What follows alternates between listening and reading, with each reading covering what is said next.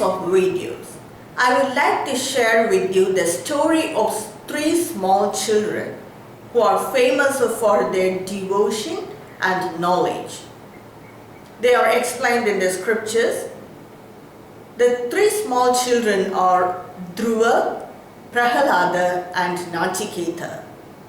The story of Dhruva and Prahalada are explained in Srimad Bhagavata, and the story of Nachiketa is explained in Kathopanishad. They belong to different varnas. Dhruva was a Kshatriya and Prahalada was an Asura boy, an Asura child, and Nachiketa was a Brahmin boy. So their devotion and their jnana attained to that by that devotion are very excellent, and they are a great inspiration for many of us. So in this video, I would like to share with you the story of Dhruva. Maybe many of us are familiar with these stories. So I would like to share with you a very brief explanation of these stories, and we'll concentrate on the Bhakti and Jnana. The story of Dhruva is explained in Srimad Bhagavata, Skanda 4 and chapter 8. Dhruva was a very small boy, only up to 5 years of age, and he was the son of King Uttanapatha, and he is the grandson of Swayambhuva Manu. His mother's name was Suniti and his stepmother's name was Surichi, and his stepbrother's name was Uttama. So his stepmother Surichi always ill-treats him, insults him. One day his stepmother Surichi ill-treated Dhruva very badly, and his father King Uttanapada didn't care for it. He just ignored it. This caused a great misery, agony and worry in the child's mind, and he went to his mother Suniti crying.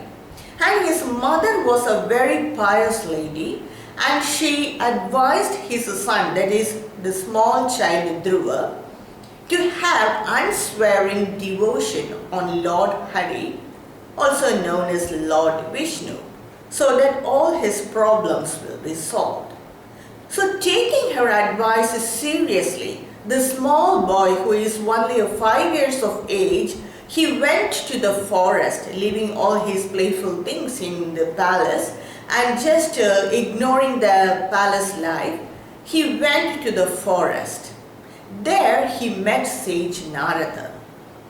And sage Narada was surprised by his determination and his bhakti, that is devotion to Lord Hari.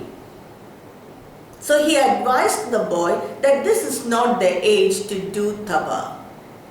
Tapa is fit only for the great saints or the people who ignore the worldly life. Sage Narada also advised him that insult is a part of life, and how we take that insult seriously or if we ignore that insult, everything depends upon our karmic impressions. Some people take the insult deeply and they worry over it, and some people take revenge also.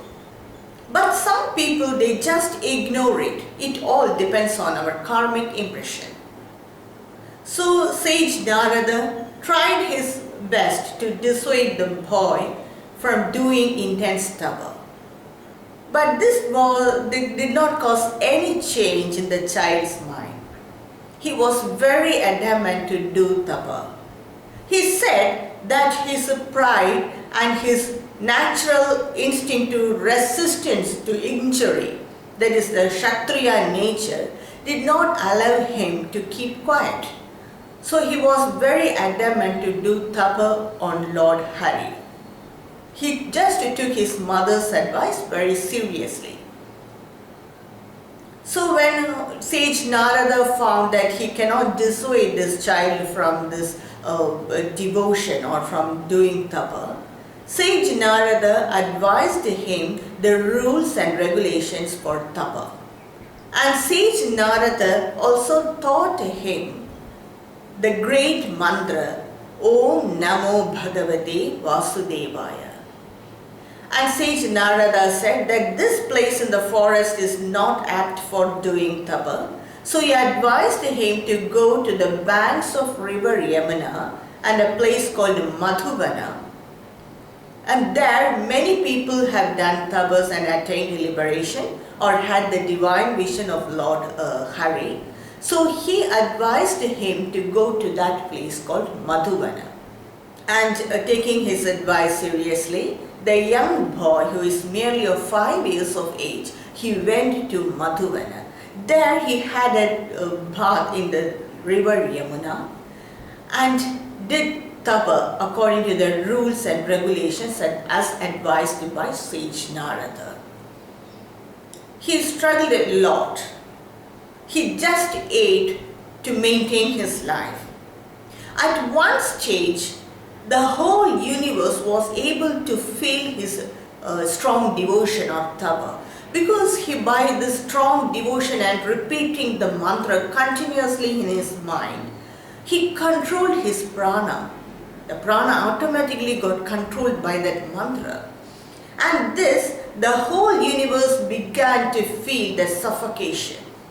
And at one stage, he found no difference between himself, the universe and the Lord Hari. And at that time, he was very clearly able to see the form of Lord Vishnu, that is the form of Lord Hari in his mind. It was very clear. And at one stage after that, that figure, that form just got disturbed. And so in that irritation, he opened his eye and he was surprised to see the real form of Lord Vishnu in front of his eyes. And he was shocked, surprised. And he didn't ask anything. He just saw the form of Lord Vishnu. And Lord Vishnu, understanding this, he just patted the cheeks of this boy with his conch. And immediately he sang a very beautiful hymn, completely embedded with the spiritual, deep spiritual values about reality, the truth. And in that hymn, he says that Lord Vishnu pervades every being. He is in every being, and that being inside every form must be worshipped and must be realized. And he also says that he was not able to realize his transcendental nature. He could see his form, but he was not able to understand or perceive his transcendental nature.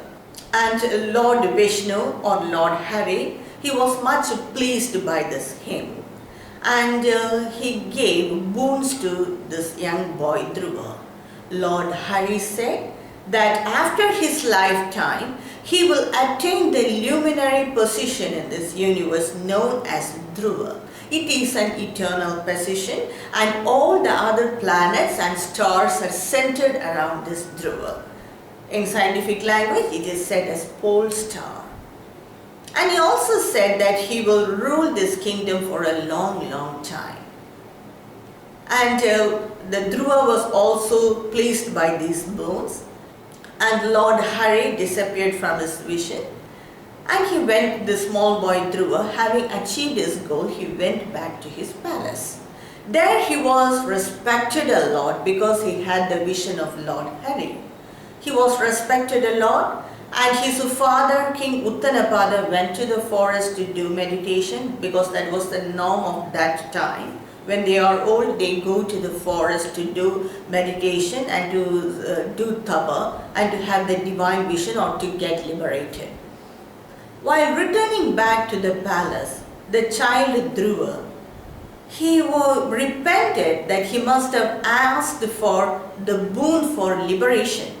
He knew that liberation is the ultimate and it is the eternal position. But somehow, in the worry and in the insult that he received in his home, that covered his intelligence, and he repented over that. He said that I must have asked something more and deep in front of Lord Vishnu, because seeing this vision is very rare, but I just missed it. He repented over not asking for liberation as a boon. And after growing up, this Dhruva, he ruled that kingdom. He ruled it very efficiently. And he ruled that kingdom for many, many years. And at one time, his brother Uttama, he went to the forest for hunting. There, an Yakshaka, who is supposed to be the son of the Lord of Wealth, Kubera, he killed Uttama. And searching for Uttama, his stepmother Surichi also went to the forest. There she was killed in a forest fire. Knowing about this incident, Dhruva went to the forest and had a fight with all the Yakshakas. He was such a powerful king, that is, Dhruva was such a powerful king, and he killed many, many Yakshakas to take revenge on killing his brother. At one time, his grandfather Swayambhuva Manu could not bear all this. So he appeared in person before King Dhruva and advised him, rather made him to remember that form and that incident where he saw the divine vision of Lord Hari. And Swayambhuva Manu advised him that only the inert body is the enemy. What pervades in the inert body is Lord Hari. And so all the Yakshakas are the different forms of Lord Hari. And one must understand this. And it is Maya which is make a person to see the difference between two persons. And it is the Maya which gives a person ignorance and arrogance. So he advised Dhruva to meditate on that form as his Atma, the divine form as his Atma, and to come over ignorance and arrogance. So after this, he stopped the battle and he stopped killing the Yakshakas. And King Dhruva, he gave his kingdom to his son and went to Badarikashrama and did tapa. In Badarikashrama, he did intense tapa and he gradually withdrew his mind from the worldly objects, from his senses, and he just concentrated on the universal form of Lord Hari or Lord Vishnu. After doing intense meditation for a long time, he was able to perceive that the Lord in him is not different from the others. He was able to understand the transcendental nature of the Lord. He has always experienced it, but at that time he was very young to perceive this. So he was able to perceive that Lord Hari, which resides as his Atma, is the Atma for the entire universe, and all the other beings are the different forms of that Atma. And he attained that luminary position known as Dhruva, and it is an eternal position. So this is the inspiring story of the young boy Dhruva. First, he did devotion. He had devotion to Lord Hari. But gradually, it turned to Advaita. From the pinnacle of bhakti, he just entered into Advaita.